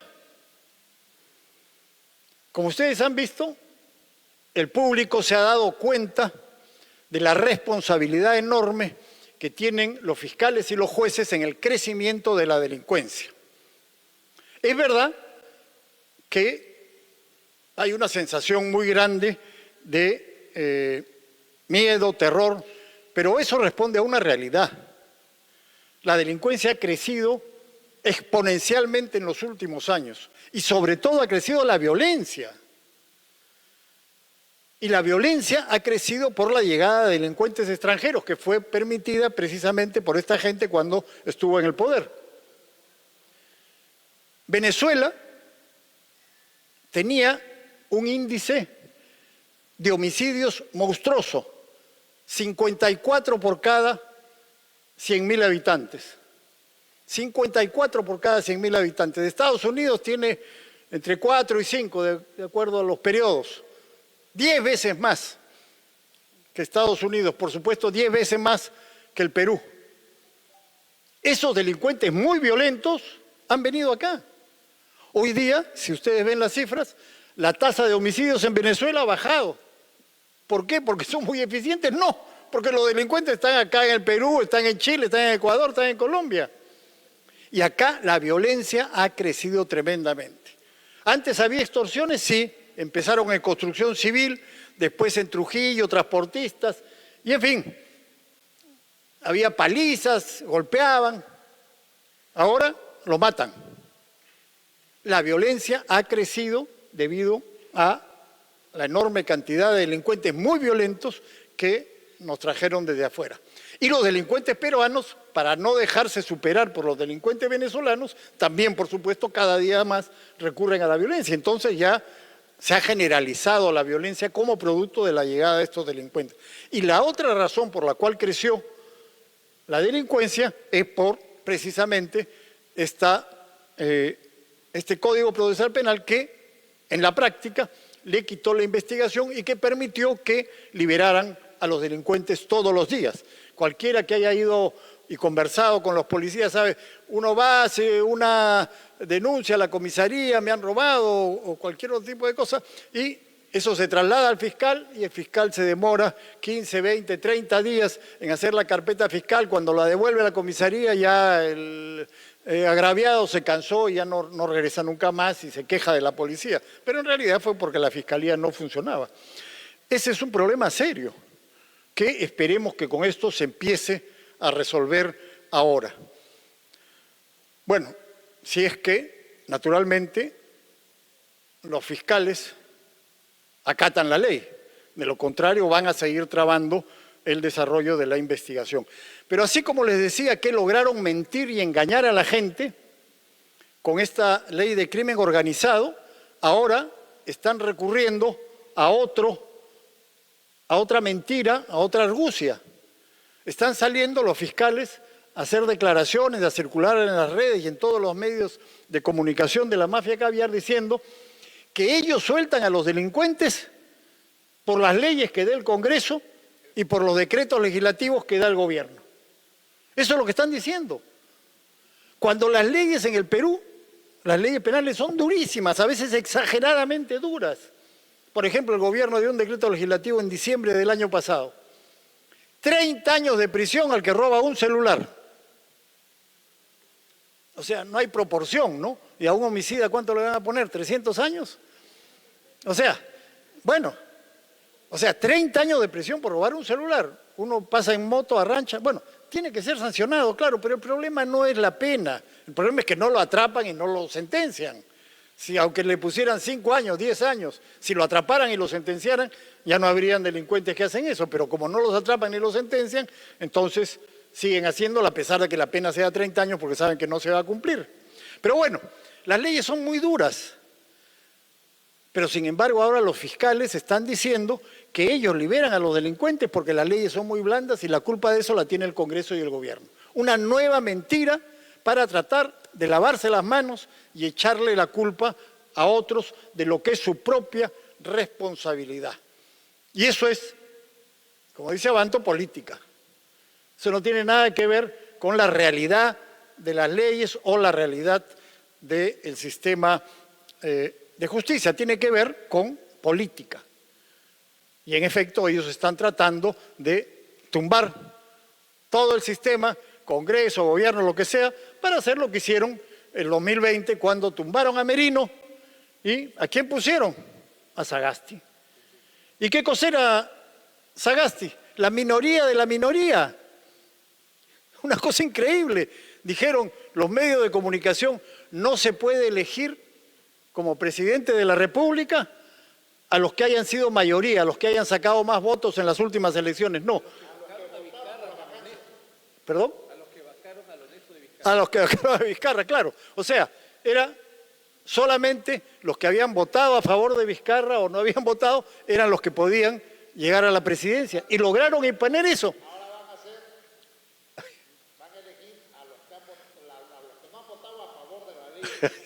Bueno, entonces, es increíble, en una democracia se elige al de la mayoría, pero con los medios de comunicación y con los grandes empresarios lograron imponer al que era la ínfima minoría, los que tenían 3, 4 votos en el Congreso, solamente eso puede ser, y pusieron a Mirta Vázquez, esa antiminera que después fue premier de Castillo y que alentaba a los que quemaban las minas, la pusieron de presidenta del Congreso. Bueno, o sea, ojo,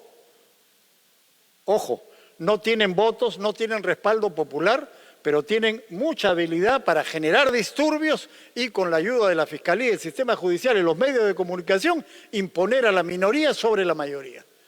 Entonces, ese es el debate, esa es la batalla que tenemos. Pero en fin, termino diciendo que en el tema que nos convocaba, devolver la investigación preliminar a la policía, ha sido un trabajo que hemos hecho con abogados, con policías que son abogados también, como el general Baella y otros más, que ayudaron con su conocimiento de la práctica diaria a redactar la ley que fue la que finalmente se aprobó en el Congreso y que hoy día está vigente.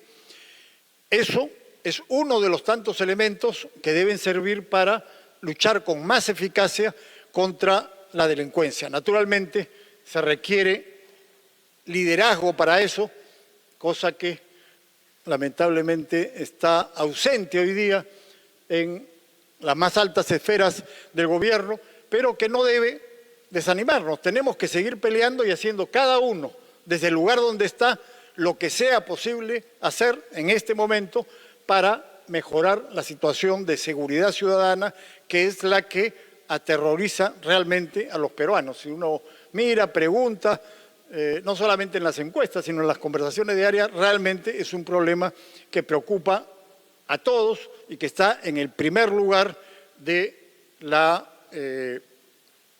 preocupación de los ciudadanos y que es algo que tiene que tratar de mejorarse.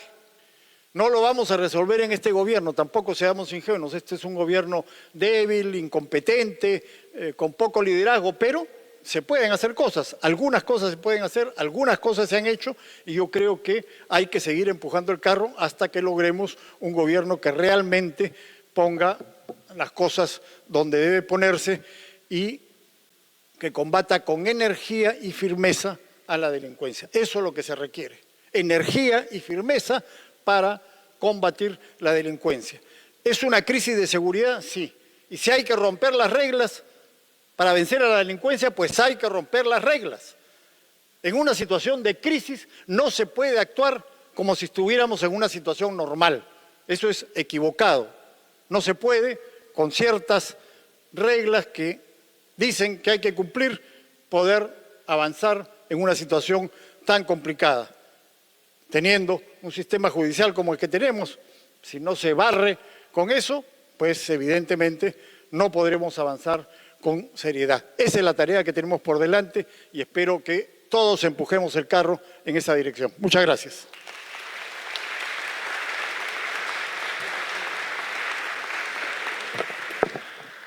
Le agradecemos al congresista de la República, Fernando Rospigliosi Capurro, por su ponencia. Ahora sí, por favor, vamos a invitar a la jefa de la Oficina de Participación Ciudadana para hacer la entrega de diplomas de reconocimiento, por favor.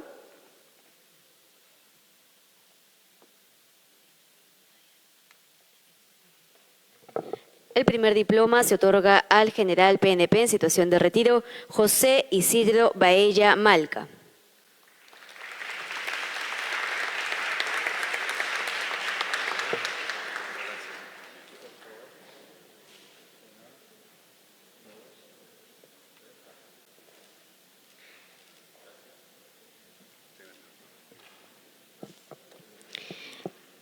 El siguiente diploma de reconocimiento se otorga al abogado y docente universitario Wilber Medina Bárcena.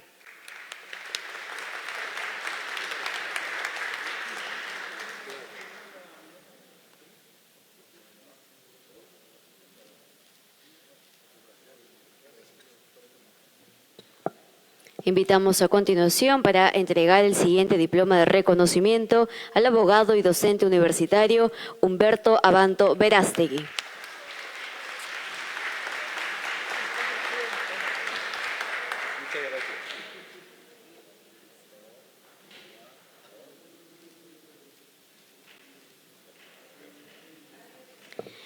Y el último diploma de reconocimiento se otorga al congresista de la República, Fernando Rospigliosi Capurro.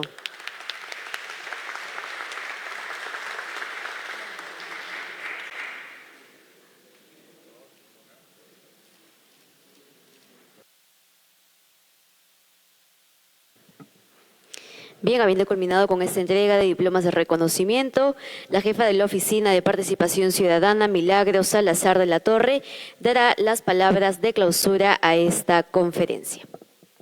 Gracias. Buenas noches con todos. Para mí es un placer hacer la clausura de este evento y qué importante es que ustedes hayan destinado un tiempo para compartir con excelentes ponentes, porque mucho se dice de esta ley, pero ustedes están viendo que no solamente hay que quedarnos con los titulares, sino que hay que analizar, profundizar y miren, desde sus diferentes perspectivas de cada uno de los ponentes nos han dado luces y han transparentado cuál es el propósito de esta ley. Yo agradezco a todos nuestros ponentes, en primer lugar al Teniente General José Baella Malca, por su exposición, por darnos los aspectos más relevantes de la función de la Policía Nacional. Asimismo, también al doctor Wilber Medina Bárcena por darnos toda esa cátedra, su experiencia y ese análisis político que necesitamos, porque las leyes no solamente son técnicas, sino que también las leyes son políticas y hay que entender el trasfondo de esta postura de algunos grupos ideologizados, sesgados, que no defienden a nuestro país, que no defienden la seguridad que todos los ciudadanos queremos, sino defienden intereses. Igualmente agradecer al doctor Humberto Abanto Verástegui por estar acá, por compartir y recordar esa situación tan difícil que se vivió en los años 17, 18 y 19 cuando los pasamos nosotros, donde era una situación adversa, que también parece que en estos tiempos vuelven nuevamente a contraatacar y a querer dinamitar, ¿no? El poder del Estado, y el poder del Estado es la democracia. Lo único que defiende a un país y que sustenta a un país es la democracia. Agradecer también de manera especial por forjar esta ley, por trabajarla, presentarla y representar a todos los peruanos que queremos vivir en paz.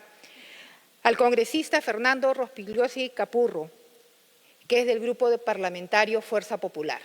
A cada uno de ellos les agradezco por su presencia y a ustedes que están acá apostando por conocer un poco más de las leyes que genera el Congreso.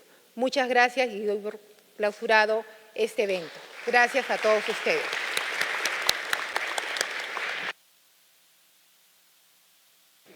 Le agradecemos a la jefa de la Oficina de Participación Ciudadana, Milagros Salazar de la Torre. Damas y caballeros, vamos a hacer la fotografía de estilo protocolar, por favor. Invitamos a todos los miembros de la mesa de honor a colocarse en la primera fila del auditorio y el público nos acompaña, se coloca de pie. Y manteniéndonos en nuestras filas, nos acercamos hacia el centro del auditorio. Por favor, las personas que se encuentran en las galerías, si pudiesen acercarse a esta parte central del hemiciclo.